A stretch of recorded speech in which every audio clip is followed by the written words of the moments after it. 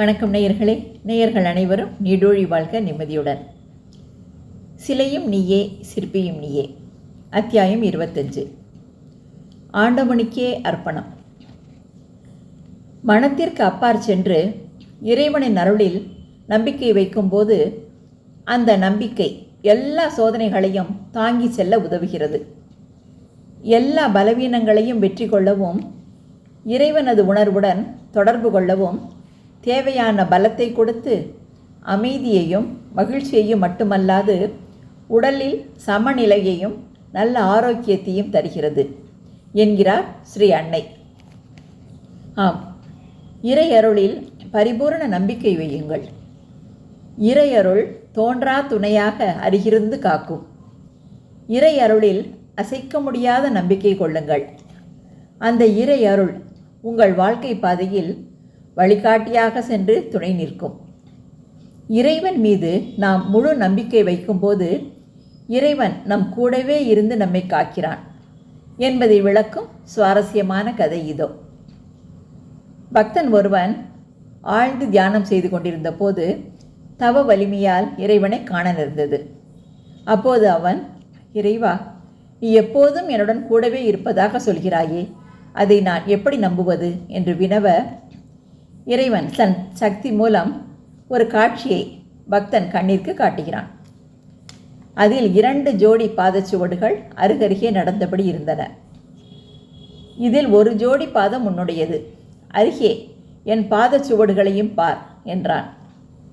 இறைவன் சிறிது தூரம் சென்றதும் ஒரு ஜோடி பாதச்சுவடுகள் மட்டுமே இருப்பதைக் கண்ட பக்தன், இங்கே பாருங்கள், உங்கள் பாதங்களை காணவில்லை. எனக்கு துன்பம் வந்தபோது நீங்கள் என்னை விட்டு சென்று விட்டீர்கள் என்று நினைக்கிறேன்.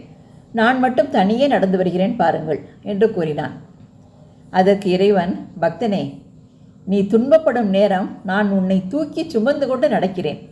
அதனால்தான் உன் பாதங்கள் பூமியில் பதியவில்லை என்று கூற கேட்டு மெய்சிலித்தான் பக்தன். ஆம், இறை மீது ஆழ்ந்த நம்பிக்கை வைக்கும்போது இறை அருள் நம்மை அறியாமலேயே நம்மை சூழ்ந்திருக்கும். இறை ஆற்றல் நம் உடலில் புகுவதோடு உயிரிலும் இரண்டர கலந்திருக்கும். பசுக்கள் எந்த நிறமானாலும் பால் வெள்ளைதான். மலர்கள் பல வகையானாலும் பூஜை ஒன்றுதான். மதங்கள் பலவானாலும் இறைவன் ஒருவன்தான். எல்லா மதங்களும் போதிப்பது என்ன? எல்லா உயிர்களிடத்திலும் அன்பு காட்டுங்கள் என்பதே.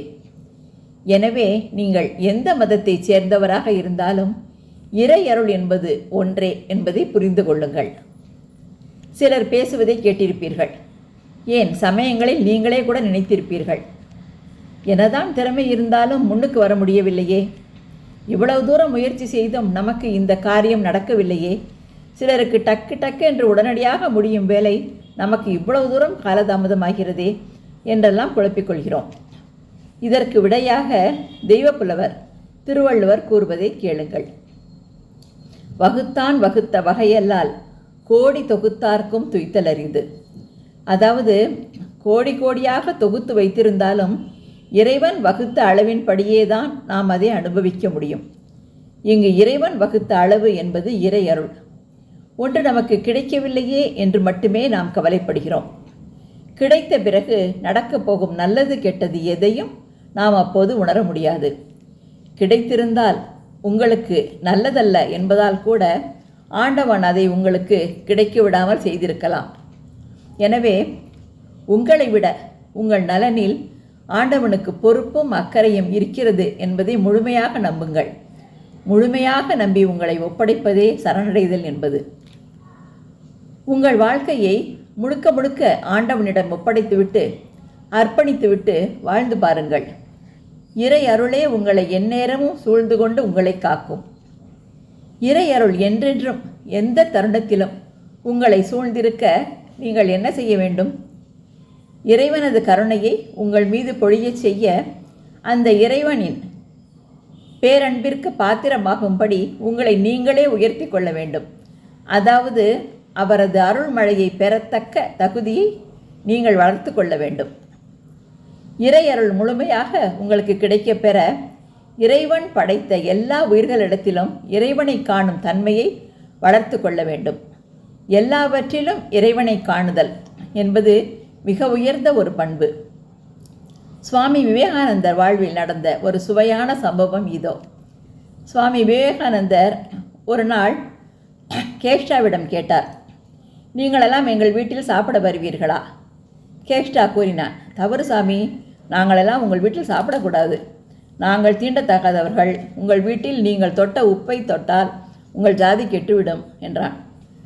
சுவாமிஜி, சரி, உப்பு வேண்டாம், உப்பு இல்லாமல் காய்கறிகளாக சமைத்து போடுகிறோம், சாப்பிட வருவாய் அல்லவா என்று கேட்க வேறு வழியின்றி கேஷ்டா சம்மதித்தான். அதற்கு பிறகு சுவாமிஜியின் உத்தரவுப்படி பருப்பு, காய்கறிகள், இனிப்பு, தயிர் எல்லாம் மடத்தில் தயாரித்து அந்த மக்கள் அனைவரையும் உட்கார வைத்து பரிமாறினார்கள். சாப்பிட்டபடியே கேஷ்டா கூறினான், சுவாமி, எங்கிருந்து இந்த தின்பண்டங்களை கொண்டு வந்திருக்கிறீர்கள்? மிகவும் சுவையாக இருக்கிறதே. இதுபோல நாங்கள் எங்கள் வாழ்க்கையில் சாப்பிட்டதே இல்லை என்று கூறி மிகவும் ரசித்து ருசித்து சாப்பிட்டார்கள். அவர்களுக்கு திருப்தியாக உணவு படைத்த பிறகு சுவாமிகள் அவர்களிடம், நீங்கள் எல்லாம் தான் கடவுள், இப்போது நான் கடவுளுக்கு உணவு படைத்திருக்கிறேன் என்றார். பிறகு அன்று மாலை மடத்தில் இருந்த சன்னியாசிகளுக்கு அருளரை வழங்கும் போது, இந்த ஜனங்களை பார்த்தீர்களா? எவ்வளவு எளிமை, எவ்வளவு கள்ளமற்ற அன்பு! இது போன்ற மக்களை நான் பார்ப்பது மிகவும் அரிது. எனவே இவர்களுக்கு உணவளிக்க வேண்டும் என்கிற எண்ணம் எனக்கு ஏற்பட்டது. இவர்களுக்கு உணவளித்தது ஆண்டவனுக்கு உணவளித்ததற்கு சமம். கொஞ்சமாவது இவர்கள் துயரை நீக்க முடியுமா உன்னால் என்று சிந்தித்து பார்க்க வேண்டும். இல்லாவிட்டால் காவி உடை உடுத்தி என்ன பயன்? இதன் பெயர்தான் உண்மையான துறவு என்று சுவாமிஜி கூறினார். ஆம், எல்லோரிடமும் கடவுளை காணும் அருட்பார்வை உங்களுக்குள் வந்துவிட்டால் ஆண்டவன் பார்வை உங்கள் மீது விழும் என்பதில் சந்தேகமே இல்லை. எனவே எல்லோரிடத்திலும் கடவுளை கண்டு எல்லோர் மீதும் இயன்ற அளவு அன்பு செலுத்தி வாழ்ந்து பாருங்கள். நடைமுறை வாழ்க்கையில் சிலரை பார்த்திருப்பீர்கள். வீட்டில் உறவினர்களிடம் சரி, வெளியில் நண்பர்களிடமும் சரி, தங்கள் வார்த்தையால் கடும் சொற்களை கூறி காயப்படுத்தி அவர்கள் பூ போன்ற மனதை புண்ணாக்கி பிறகு கோயிலுக்கு சென்று அர்ச்சனை மந்திரங்களை சொல்லி பூ போட்டு குடம் குடமாய் பால் ஊற்றி கொண்டிருப்பார்கள். உங்களது சுயரூபத்தை கடவுளால் படைக்கப்பட்ட மனிதர்களே புரிந்து கொண்டு உங்களை விட்டு விலகி நிற்கும் போது ஆண்டவன் மட்டும் உங்களை நெருங்கி வந்து ரட்சிக்க வேண்டும் என்று நீங்கள் எதிர்பார்ப்பது எந்த விதத்தில் நியாயம்? எனவே கூடுமானவரை மனிதருக்குள் இறைவனை கண்டு அன்பு செலுத்தி ஆதரவு கரம் நீட்டி வாழ பாருங்கள். ஆண்டவனின் பரிபூரண அன்பு உங்கள் மீது செலுத்தப்படும். ஒரு சாதனையாளர்களாக உருவாக விரும்பும் நீங்கள் வெற்றி பாதையில் நீங்கள் எடுத்து வைக்கும் ஒவ்வொரு அடியிலும் தொய்வு விடாமல் இருக்க, வெற்றி பாதையில் முழுமையாக பயணித்து சாதனை சிகரத்தை ஏறி வெற்றி கொடி நாட்ட, சோர்வுறும் நேரத்தில் உங்களை தூக்கி நிறுத்த ஒரு மாபெரும் சக்தி உங்களுக்கு துணையாக நிச்சயம் இருக்க வேண்டியிருக்கிறதல்லவா? அது இறை சக்தியை விட வேறு எதாக இருக்க முடியும்?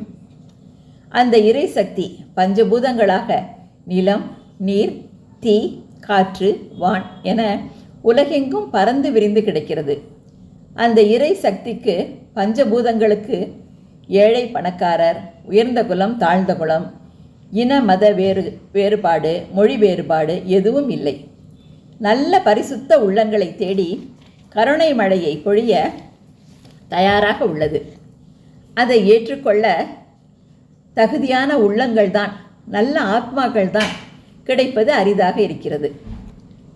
சறுக்கி விழுந்த சின்ன சின்ன சறுக்கல்களில் சோர்வில்லாமல் மறுபடி எழுந்து நிற்க, இழந்து விட்டதற்கான கவலை நம்மை ஆட்கொள்ளாதிருக்க, இழந்து விடுவோமோ என்கிற பயம் நம்மை எதிர்கொள்ளாமல் இருக்க, உங்களை முழுமையாக ஆண்டவனிடம் அர்ப்பணித்து உங்கள் எண்ணம், சொல், செயல் அனைத்தையும் ஆண்டவனிடம் ஒப்படைத்து நிம்மதியாக இருங்கள். என்னை அடைக்கலமாக கொண்டு கவலையற்று இருப்பாயாக. கவலையற்று மனம் சந்தோஷமாக எந்த நேரத்திலும் இருந்துவிட்டாலே போதும். பெரும் பாறை போன்ற பிரச்சனை கூட சிறு தூசியாக கண்ணுக்கு தெரியும். கண்ணதாசனின் வரிகளை இங்கே நினைவு கூறுவோமா? நெஞ்சுக்கு நிம்மதி, ஆண்டவன் சந்நிதி, நினைத்தால் எல்லாம் உனக்குள்ளே. கடமையில் ஒன்றி நெஞ்சிலே நிம்மதியை நிலைநிறுத்தி அனைத்து பாரங்களையும் ஆண்டவன் மீது போட்டுவிட்டு பணியாற்றுங்கள். வெற்றி மீது வெற்றி வந்து உங்களை சேர்வது நிச்சயம். இந்த சிலையும் நீயே சிற்பியும் நீயே, இது 25வது அத்தியாயம். இதை நீங்களும் கேட்டுட்டு உங்களுக்கு தெரிஞ்சவங்களுக்கு ஷேர் பண்ணுங்கள். இளைய தலைமுறையினர் நல்லா முன்னுக்கு வரணும் அப்படிங்கிற ஒரு எண்ணத்தில் எழுதப்பட்ட நூல் இது. இது ஒவ்வொரு இளைஞர்களுக்கும் போய் சேரணுங்கிறது என்னோட எண்ணம். இதை உங்களால் முடிஞ்ச அளவு மிச்சவங்களுக்கும் ஷேர் பண்ணுங்கள்.